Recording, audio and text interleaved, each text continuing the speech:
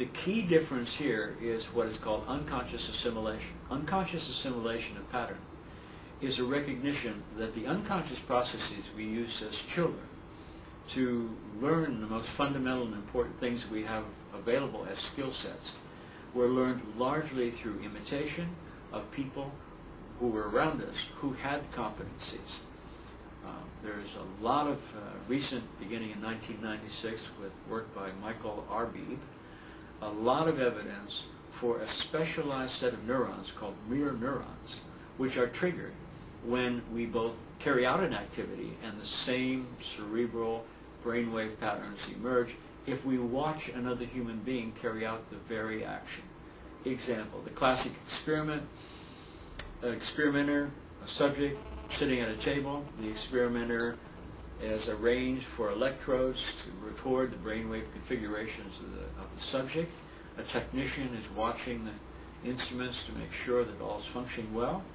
On the table is a glass of water, pad and paper, and a cell phone. The experimenter invites the subject, now wired, to pick up the glass of water and take a drink. The technician looks at the configuration of brainwaves that are initiated by this action.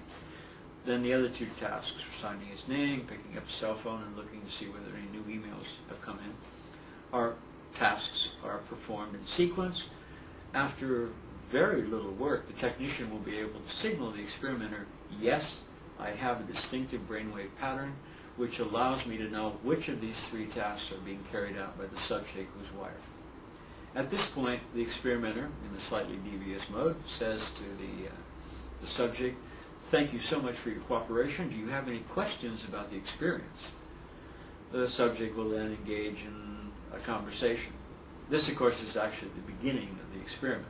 The first part of the experiment was designed to create a baseline ability of the technician to know which of the actions were being carried out.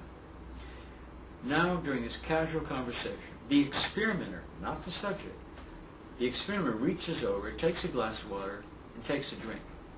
The subject, of course, is visually aware that this is happening.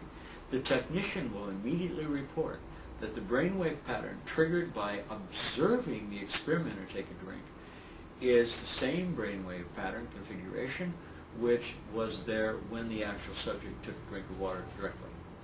This is certainly has grave implications for such things as establishing rapport, empathy, the ability to learn through imitation, and in particular, the ability to learn through imitation and the ability to appreciate the nuances of somebody else's states, emotional as well, come from this activation.